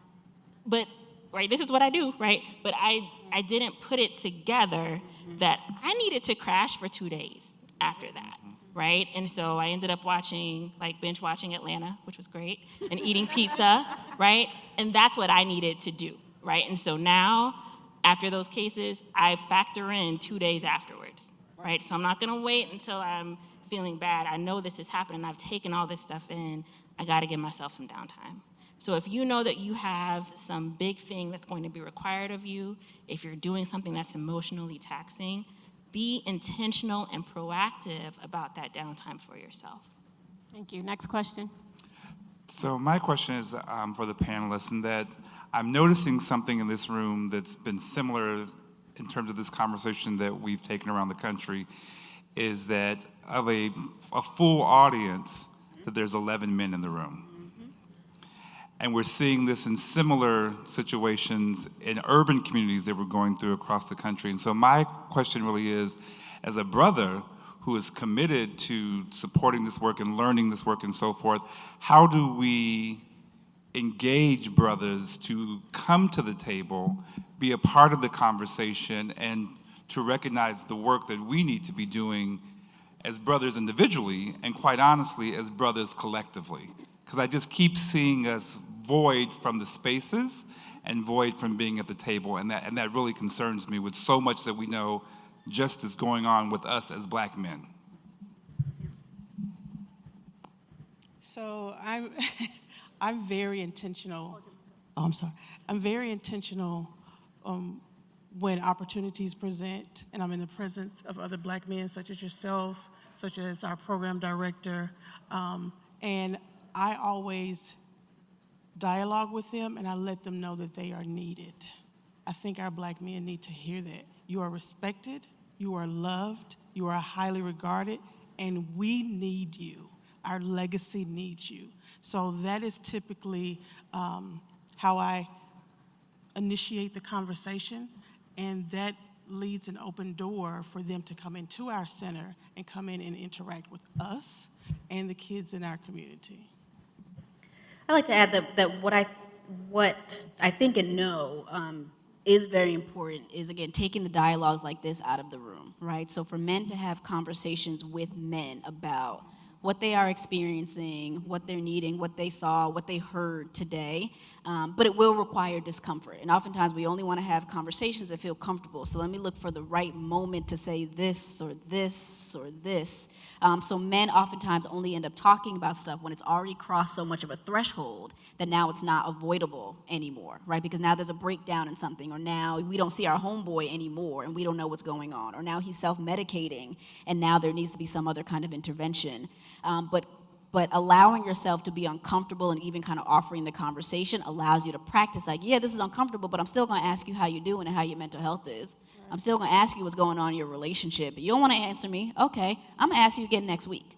So it means taking that risk and continuing to take that risk, because specifically for men, again, we're still in a world that tells men that the only emotion that they're allowed to have are anger, right? Well, first it Gotta tells you man up. that you don't have emotions, right? But men got all the emotions, right? And that the only one you're allowed to display is anger or joy or lust, right? In those ways, and it really does men a disservice. And quite honestly, I also see women kind of factoring into that as well, that when men show quote unquote negative emotions or sad emotions, we have a lot of comments sometimes and say, well, you don't get to be like that. What are you crying for, right? I need you to be a man for me because I'm supposed to cry, right? So I think it requires all of us, but particularly for men in engaging with their friends, their family members, their fathers, their uncles, their brothers, their cousins, to have that conversation, but also know that it's going to be uncomfortable and be able to kind of challenge yourself to do that. Quite honestly, the most times that I see men in my practice is when they come through couples counseling. That's usually how I see men. I'll rarely have male clients who reach out to me for individual care, but they come through coming with women in their lives. So if that's also the avenue to get these conversations, I also employ women to bring male friends here, right? These are, yes, come with your girlfriends, but bring other people, bring other men who you know to be part of this conversation. And also, we just need to go where they are, right? So to brag on one of my mentees, there's a medical student at Morehouse School of Medicine who is holding these conversations in barbershops. Right? That's where they are. So go where they are and have those conversations there. Thank you. Next question. Hi, my name is Kanae Corder, and this is a great question to follow up with because I was going to ask you about financial therapy. I'm a counselor, and about 60% of my practice is male, but I specialize in financial therapy. So that might be part of it. Sometimes it's the conversation. If you get them in to talk about anger or finances, then they'll talk about those other things.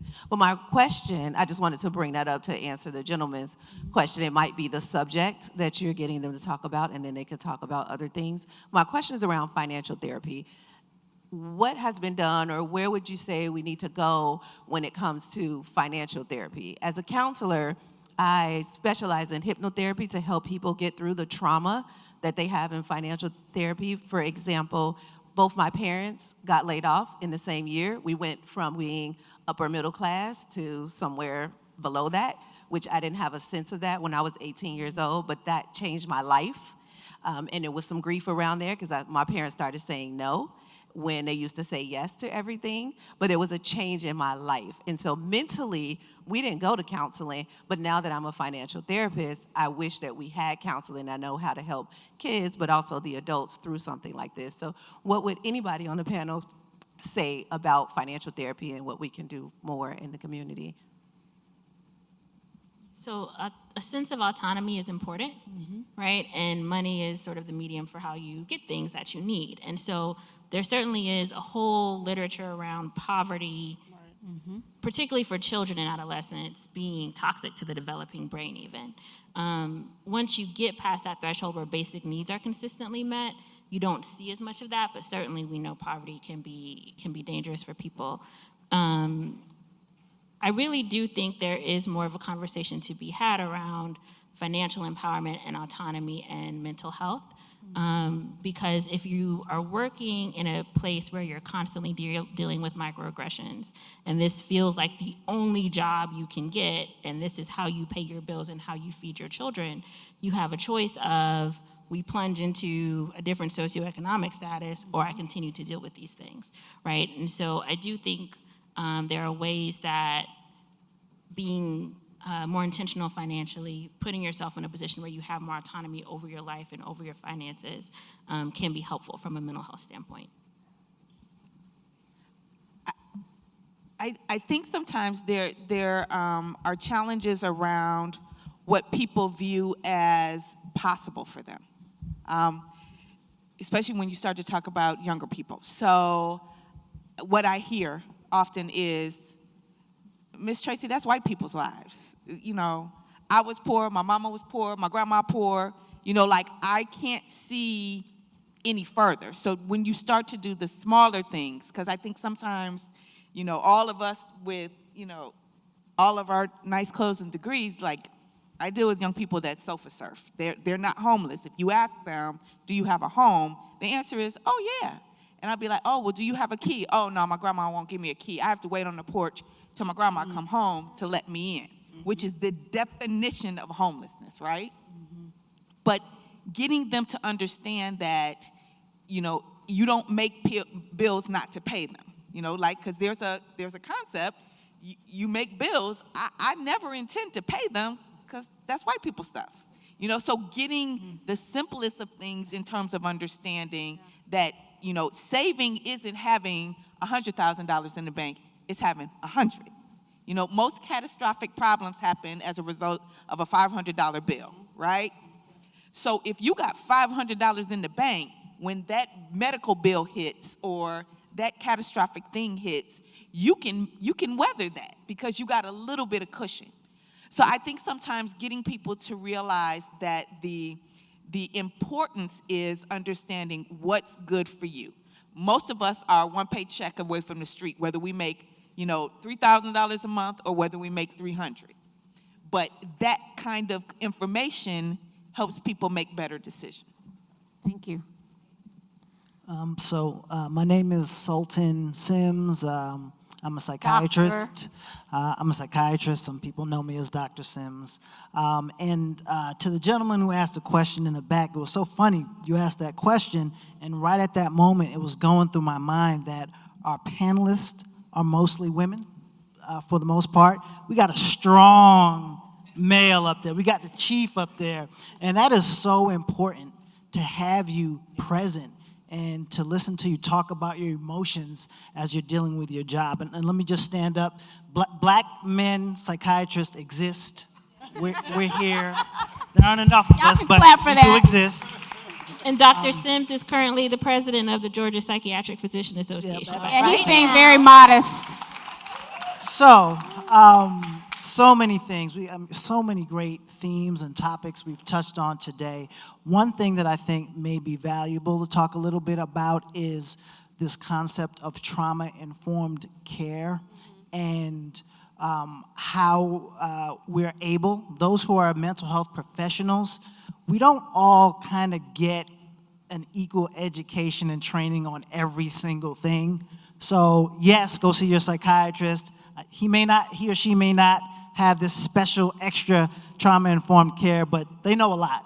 But I think there are people who may do better than me, who've had a little bit more training than me. I know with my company, we're gonna sponsor a trauma-informed care training in the fall. But can you talk a little bit about trauma-informed care and maybe there'll be some value from that discussion? Tell us what it is and how do we access it? So for me, trauma-informed care is cultural competency, cultural agility. One of the, as I mentioned earlier, workshops that we facilitate is a cultural agility workshop that talks about class, cultural and linguistics, culture, and microaggressions. We talk about the difference between dialogue and debate, and there is a difference between the two. We talk about respecting other cultures, even classism as well. And often what I find throughout my journey as a practitioner is how the system, trying to fit into a system that doesn't fit us. So if we have a cultural competent staff or system, then for me that leads to better treatment. And when you have better treatment, that's going to lead to a better group of people. So for me, everything results back to that. Not to dismiss my education and everything that I've learned, or psychiatrists and psychologists, because we're all a very necessary part of the system of care that exists. But we have to get back to fully identifying who we are, being okay with that, and making sure we are accommodating the needs of who we are. Dr. Abrams? Thank you. I want to add to that there are 2 points, one related to school systems and kind of trauma-informed schools that we're seeing now, as well as what trauma-informed care can look like in clinical spaces or kind of private practices. And trauma-informed care, to me, has always looked like a way in which you can view a person as a kind of product of systems, right, that they're in. But again, not having that, not being so stuck and kind of so rigid in the patterns of this is what trauma looks like, and these are the only criteria that we will use to kind of view you as a result of kind of different experiences that you have had, right? So oftentimes clinically, we'll say kind of big T, little t trauma, right? So big T trauma are things that kind of meet these very, very specific criteria. There are these big events, and particularly as we see in this country more, and increasingly, unfortunately, when we look at school shootings, right? Though that would be considered kind of big T trauma. So now we're seeing this expanse of trauma-informed schools. Anybody heard of them? Yes. So schools where they are now kind of reinforcing mental health professionals and care within the schools from a very young age, where there are people who can have a lens on what these children are experiencing and recognizing that they might not have the language to talk about what they are experiencing. So we create a number of different services for them, all right? Number one issue in trauma-informed schools is that they're white, right? And they view trauma in a very specific way. Trauma where a school shooting has happened and now we do all of this for this school and for this community. But we don't see trauma-informed schools in Chicago. We don't see trauma-informed schools, right, in Atlanta. We don't see trauma-informed schools in spaces where And children why is are that? Are they experiencing just not allocating resources to be able to Racism. implement that? Well, thank you. Yeah. Short answer. Racism. It all goes back to racism. She said racism. Racism. Okay. Just to be racism, right? It all goes back to, again, the views and the values of what we experience and what we are just supposed to experience. I remember being in a staff meeting, which is common, being the only black colleague in the staff meeting, and it was after the Sandy Hook school shooting, and we were having this whole conversation about, what the news reports were saying, kind of how we're responding to that, if clients were coming in talking about that. And I remember somebody saying, like, it just wasn't supposed to happen to them. I was like, who's it supposed to happen to? Like, what do you mean it wasn't supposed to happen to them and they're like, this is not supposed to happen in our communities? But again, you saying that as a white person tells me that you think that this is supposed to happen somewhere. This is supposed to happen elsewhere, but not us with either this level of socioeconomic status, we're nice people, we do this, and we're white, right? Those are things that oftentimes the larger community, majority community, sees as those things don't happen here because we're used to hearing it over there, and we can ignore it if it happens over here, but now it's here, right? So those are things that when we think about where trauma-informed care happens, we also need to look at the resources of the community. We also need to look at the value of the bodies in the community, and that's where you're going to see what care looks like. All right, we're going to take 2 more questions, one here and the young lady in the blue. Oh, and 3 more, the young lady in the green. Hi, I'm Layla Fitzgerald, Program Manager for the Department of Behavioral Health and Development and Disabilities. I oversee the Georgia APEX program where we provide services within the school setting for children across the state. That's who I am. I want to comment on the trauma-informed around PTSD, but for our community, it's really CTSD because it's not post, it's continuously happening to them. Say that again. It's continuous PTSD. Because it's not post for us, it's continuously happening. We give them therapy and we provide them these skills and social skills, and we send them right back into the environments that they're receiving the trauma from. So how do we educate and train those individuals who touch our students on a regular basis, whether it's the janitorial staff or the cafeteria staff or mom pop store in the community that everybody knows, grandma that everybody knows, That's right. church included.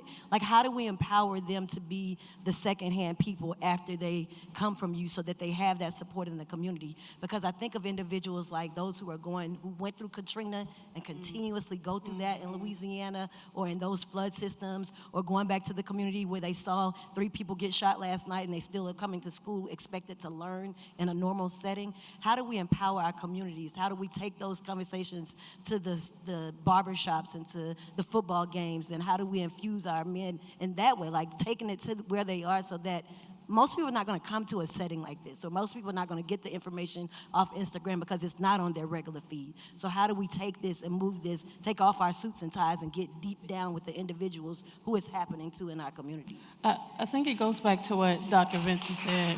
Thank you. And that means that we come out to you. So that's another component of cultural competency, is that we create a safe space for all stakeholders to be able to have dialogue and conversations about those very same things.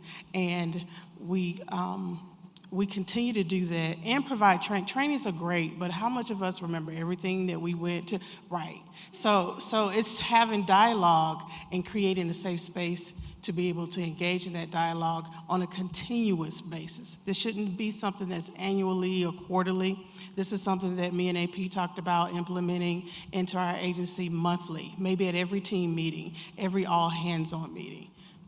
It's barbershops, it's churches, it's salons, it's going into the communities. Whatever community center there is, if there is one, it's going into those spaces, because that is where the community feels safest. Right. And it's dinner tables and, Yep. watching the just gonna say NFL that. and X, Y, and Z happens. Like, there are conversations to be had all around us. It's a matter of whether we pick it up or not. And I think that's why, we take pride in, we're that little engine that could at Silence of Shame, and thank you, Layla, for all that you've done to support our Yes, organization. thank Layla's you. one of our volunteers, even though she's super busy and running things at DVHDD. But, we do a lot of grassroots, marketing and promotional efforts and outreach to the community. I think part of that is because I started as a street team rep. I was the young girl taking 12 inches back when records were still spinning in the clubs. And so I essentially tried to market this movement like a rap album. The same things, hand-to-hand distribution, flyers, postcards. The one thing we're trying to do more of is creating content.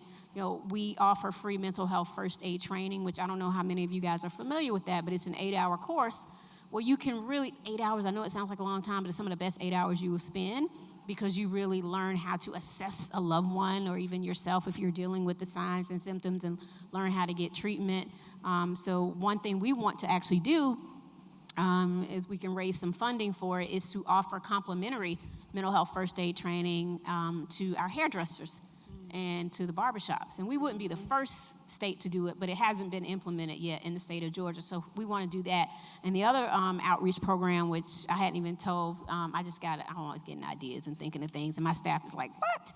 I want to implement a program called Sunday Dinner, where we get a local restaurant, to offer up a meal for a family of maybe 20, 25 people. And we invite our families to come and we talk about things that are going on in our lives. And we will weave in the emotional health and wellness conversations, but just come have Sunday dinner, and let's talk about it and let's deal with it. But finding, ways, like you said, where we can meet people where we're at and get into the community and make this conversation real. That's why we also, I try to tap back into a lot of the artists and celebrities that I work with and get them to open up. We've had David Banner share on our panels, Carrie Hilson, so many other people, CeeLo Green, that talk about what they're dealing with. And, again, our kids listening to celebrities, and even adults, we want to see what's happening on the athlete's feed or the celebrity feed. So we're trying to infuse this conversation and normalize it more into everyday, conversations. The young lady in the green. My name is Vic Carew. First Can of you all, hold the mic up? I'm Vic Carew. First of all, I want to say thank you, because this is necessary, timely, critical conversation that we need to have. So hopefully we'll continue. My question is, how do you get someone to get help when you know they need it, they've expressed that they need it, but they can't take the next step? You talked about wounded healers. So how can you get someone to take that next step as you watch them spiral out of control? Great question, and thank you. Anybody want to tackle that? That's hard. It's hard because when it comes to getting help, Especially if they're an adult. Yeah, people have to help themselves. So it is excruciating watching someone in pain. It is excruciating watching someone struggle with something, watching someone, quote unquote, get worse as they're navigating something, when you know that there are resources there. And they might also know that there are resources there, but there's this block.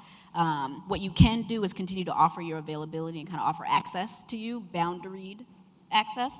To you, the other piece of that is also recognizing what you can actually take on. And oftentimes, I recommend that if you are in close quarters with anybody who is unhealthy in a way that is beginning to affect you, that you also need to get your own support for that, because you need a space to process what it's like to feel that level of helplessness. And that is really, really hard to experience. But again, being able to offer them what you can offer them, which doesn't mean, hey, you have to do this, which doesn't mean, there's this and this and kind of badgering people with it, but you can offer them resources. You can share things that, again, free, local, whatever it is that you come across, but by also saying, hey, I'm here and I'm accessible when you need to talk. But pulling away from you need to do this, because that's the main thing that pushes people away when you start telling them what they need to do, versus I'm here for when you need to talk. Oftentimes people need an ear. They don't need you to tell them what to do next and where they need to go and that you got the provider and that you're ready to make the phone call. They need to know that somebody will listen to them and validate them in whatever it is that they're experiencing in a non-judgmental way, and that's usually what opens them up. Space is what opens people up to get their own help, not telling them what to do. Yeah, and then kind of like in a subtle way, feeding them resources and information. Now, of course, if the situation in their case is more severe, right, and they have a psychotic break or an episode, then of course, you need to deal with it from a crisis perspective and make sure that they get hospitalized and get the care that they need. If you ever have to call 911, tell them you need a CIT trained officer. That's a crisis in training. Everyone should learn about CIT and the training and what that means. But we, certainly can talk more afterwards about that. Thank you.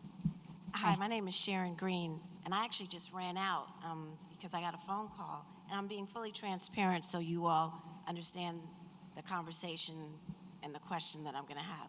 My oldest son is 23, and he's bipolar, and so I'm always fully present. And so I'm sitting here in this conversation with you all, and he called, and I ran out.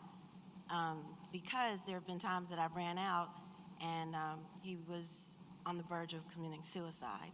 There have been times that he has called, and he's been manic. There's been times that he's called, and he has just completely given up. He's a neuroscientist. Oh, wow. Absolutely brilliant. And he actually works for the #1 brain trauma research center at University of Pennsylvania. And he sits there and he says, and he's a black male with locks, and he says, they don't know who I am. They're studying who they think I am, and they don't. And so I've cried, I have cried, I've prayed, and I've just been fully present. And sometimes I just hang up the phone because I have to protect myself because I have 2 other sons. But I ran out, literally, because his picture came up. And so I share that to say and ask you all, because I found out he attempted suicide on social media. Oh, no. No, it's a great thing. And so I'm asking you all as practitioners, how are you all educating yourselves to reach young people where they are? Because I don't believe social media is a negative, and I don't believe that they don't have a village. He was walking down the street, and he was getting ready to jump. And one of his friends saw him and was like, yo, man, how you doing? And then he posted live, and everybody started immediately, I love you, you're good, I love you, you're good. And he said to me, I did not know I was loved. So I'm asking you all, and the other piece is that I grew up in an era of Frantz Fanon, Naeem Akbar, and so I understand the premise is the middle passage, and acknowledging the trauma starts from there. And now we are generationally denying, like, oh, something's wrong with you, but how are you all incorporating or willing to incorporate or educate yourself to understand where the premise of this is, and it's now DNA predisposed. And just like sickle cell trait, if you have 4 children, you're probably going to have 1 or 2 with DNA. And do you all address it from a genetic perspective as opposed to just you're going to be all right, that trauma. No, that trauma started when white people brought us here. Right. The generational Through the transit. Are we having that conversation? Because I think we're missing a piece when we don't want to hear our kids. And that frontal lobe is a serious thing. And weed helps them, right? We don't understand that. But what we have to say to them, you can't smoke weed at 12 and 16 because it's damaging your cells? Are we having that kind of conversation? Because they can hear it. 'Cause I'm telling you, and everybody's child is brilliant. I believe that. I believe that. But when I tell you Ezekiel Daoud ain't no joke, and neuroscience, he went to Exeter. If y'all don't know what Philip Exeter, and he went to Swarthmore. And then he's now at UPenn, and he's like, these crackers don't know what they're talking about. And I have demanded him to become a psychiatrist.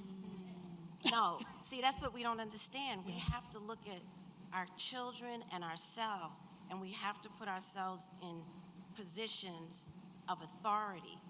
So, and it's traumaful, but I've told him, you got to. You don't have a choice because your brothers need you and your sisters need you, and it's only 2 and 3 of y'all in a room. And if he's not having that conversation from experience as well as a scientist, nobody else can have that conversation. That's why I was applauding you. It's not their problem. It's our problem. And are y'all sitting down reading Frantz Fanon? So I will say it's not a standard part of the psychiatry training curriculum. However, right. They done gave me a program. Yep, So, and her magazine. So yeah, in my program, we have James Baldwin like on the wall, right? Because I agree with you. There's a certain degree to which we are going to have to take ownership of this, right? There is only so much energy I'm willing to expend at this point begging other people to care, because there's a clear lack of caring, right? And there are only 2% of us, right? But I do think there are enough of us that if we were intentional about building up the workforce and encouraging each other and pouring into undergrads and high school students and whoever who want to go into this field, that we can make a difference.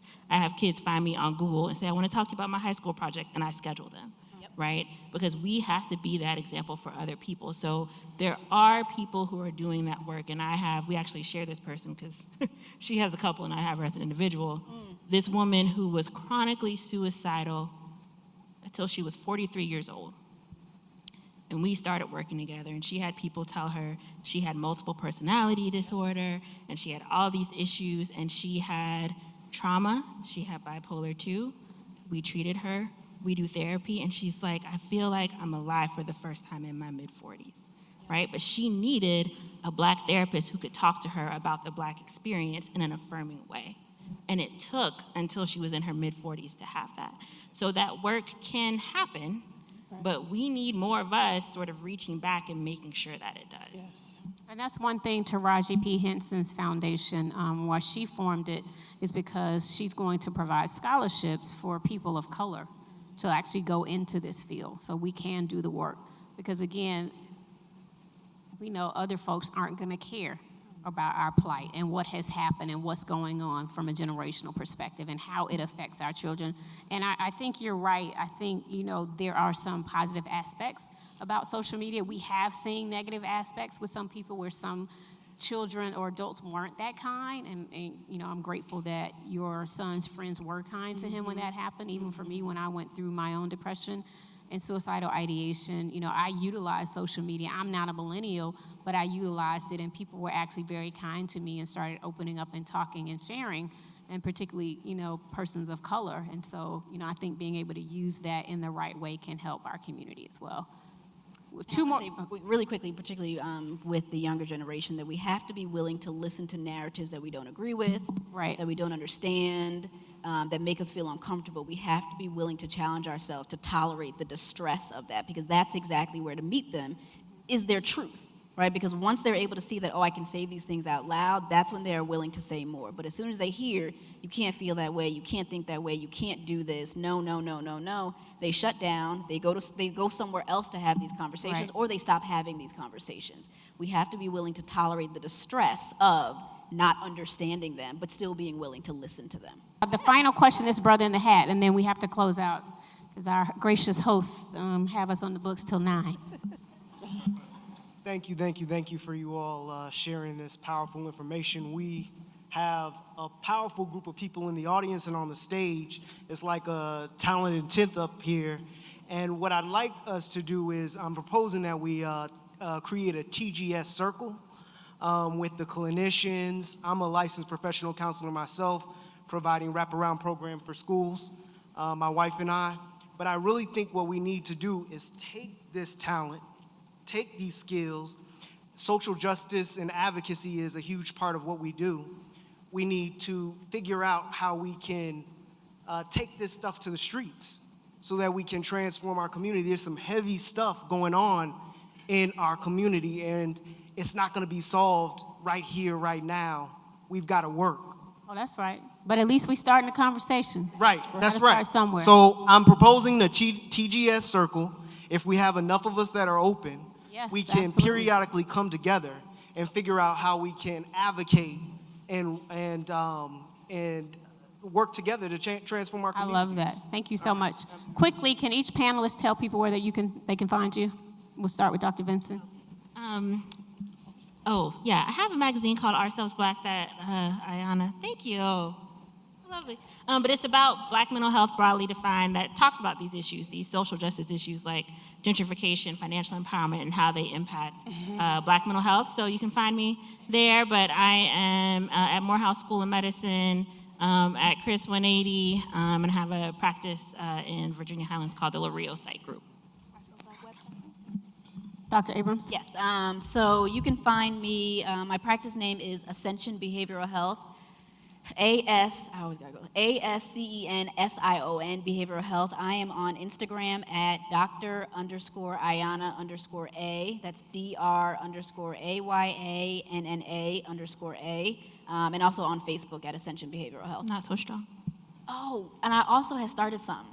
So I started a platform with a colleague and my best friend, psychiatrist, up in Charlottesville called Not So Strong, where our focus is on improving Black women's mental health through creating a space for them to tell vulnerable stories about themselves, That's awesome. which creates community, which creates access to other women, and also decreases mental health crises and distress. Amazing. It's called Not So Strong. Not so strong. Lakeisha? That is also on Instagram at Not So Strong. So you can find me at Chris 180. I also have a consulting firm. It's TK Smith and Consultants, where we come out and I work with Both in Partners, who is founded by Dr. Deidre Hawkins. She's also a clinical psychologist. But we come out and we provide some of these very same type of venues. And one of the things we incorporate within the community, and a movement we have right now is called the Decatur Dinners, which stems from the Chicago dinners. And I don't know if you all are familiar with that, but that's very impactful from the African American community in Chicago. I'm sure most of you who are from Chicago is very, very much familiar with the Chicago dinners and how it has helped bridge the gap in our communities with law enforcement, behavioral health, and the individuals that we serve. Traci? You can find me on Facebook. I think it's under Traci Jones at facebook.com, or at tracy.jones AIDS Health. I work with my colleague Amar that spoke earlier, and we are interested in supporting work around HIV and AIDS prevention and the Black experience. So if there are interesting projects that you have, or in some cases if you're looking for funding as it relates to people living with HIV and AIDS, or AIDS prevention and youth, please give us a shout out. Thank you, Vance. He's at amar.candidate at aidshealth.org. Whoop, whoop. So because I'm probably the oldest on the panel, you can't find me anywhere, but our public information officer right there, she has a website for Raise the your hand, City Jamil. of Atlanta Department of Correction. We have a stream. My daughter be upset because I just got on MySpace the other day. I haven't seen, is that the reason why I didn't see anybody on there? Everybody's on Facebook. See, I'm still behind. Okay, say that one more time. ATL Corrections. See, I haven't been able to find that yet either. Thank you, Vance. And just quickly, I am Shanti Das. You can find me on Instagram at Shanti Das 404 and at Twitter at Shanti Das 404. Facebook is just for my personal life. So if you send me a Facebook request and I don't respond, it's all love, but you're not getting added. Because that's my own personal self-care and wellness on Facebook. Yes, but for our organization, please follow us on Instagram at Silence the Shame. On Twitter and Facebook, it's at @SilenceTHShame. We post a lot of helpful articles on Facebook, things that you can forward out and share. Please also subscribe to our podcast. We have over 28 episodes up. Some of the folks on the stage have been featured on our podcast. We interview clinicians, celebrities, influencers, people with lived experiences. If you have an idea for a topic for a podcast and would like to be on, please let us know. But you can find our podcast on Google, iTunes, and SoundCloud. It's Silence to Shame. Yeah, and we just launched this new content piece called Like a Million Thoughts. So you know how you say, oh, I have like a million things I need to do today. So we want to encourage people to upload video content, and you can start your video by saying, oh, I have like a million thoughts I want to share about depression. Or I have like a million thoughts I want to share about being Black and dealing with trauma in America. And just utilize that hashtag Like a Million Thoughts. So we're starting to curate more content for our community with that. Consider coming to one of our Silence to Shame Self-Care Saturday events. Again, they're free to the community. We do them every other week. Also consider donating. We're still the little engine that could. We're grateful for our partners like the AIDS Healthcare Foundation, and we're going to continue these community conversations. Also, wonderful partnership with DBHGD. We've just finished 1 year doing programming around faith leaders in behavioral health. So guess what, y'all? We're going into the churches. We've already done workshops in Augusta and Macon and Savannah and Athens. And so I think we're almost there with the second year, prayerfully, God willing, and we're going to take it a step further and train some of our pastors and deacons, around behavioral health, so we can talk to them about learning how to talk to the congregation and community. Because oftentimes, we want to go and talk to people in church, and we got to teach them not to be judgmental, to keep that door open, right? And so come with an open mind, because I believe hashtag Jesus in therapy is a good thing. Yes. It's not an either or. I don't know if I'm forgetting anything. Consider, getting our T-shirts in the back, and also, I'm sorry?